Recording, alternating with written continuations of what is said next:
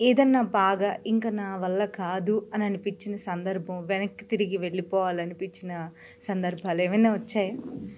యాక్చువల్‌గా 2004 వరకు నేను ఏం చేశానంటే నాకున్న ఆర్డర్ బుక్, ప్రాజెక్ట్స్ ఎగ్జిక్యూట్ చేసుకుంటూ ఐ యామ్ వెరీ హ్యాపీ, కంఫర్టబుల్‌గా మంచి పొజిషన్‌లోకి వచ్చాను నేను ఆల్రెడీ.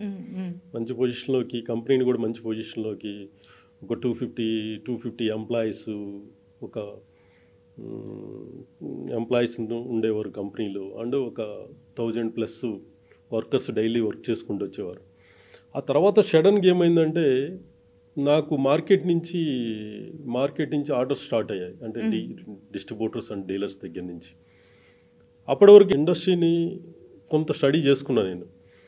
ఇది పెయింట్ ఇండస్ట్రీ అంతా కూడా మల్టీనేషనల్ పెద్ద పెద్ద కంపెనీస్ అంతా కూడా 90% ఆఫ్ బిజినెస్ అంతా కూడా డిస్ట్రిబ్యూషన్ అండ్ రీటైల్ నెట్వర్క్లో ఎక్కువ నడుస్తుంది. అంటే డీలర్స్, పెయింట్ డీలర్స్ ఉంటారు కదా, అక్కడ 90% బిజినెస్ రెవెన్యూస్ జరుగుతూ ఉన్నాయి అక్కడ. నేను వచ్చేసరికి డిఫరెంట్గా ఉన్నాను. నేను వచ్చేసరికి పెయింట్ ప్రొడక్ట్ మ్యానుఫ్యాక్చరింగ్ అంటే అప్లికేషన్ చేసుకుంటూ 2004-05 వరకు ఉన్నాను నేను అక్కడ.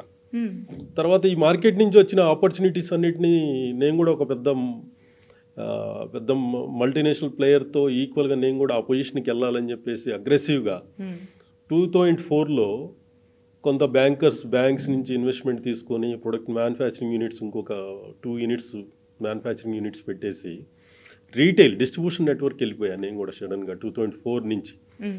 2004 నుంచి ఆల్మోస్ట్ సౌత్ ఇండియాలో ఒక 4 స్టేట్లలో, ఒక 4 స్టేట్స్లో డిపోస్ ఓపెన్ చేశాను. సేల్స్ అండ్ మార్కెటింగ్ టీమ్ని డెవలప్ చేసుకున్నాను నేను ఆల్రెడీ అక్కడ.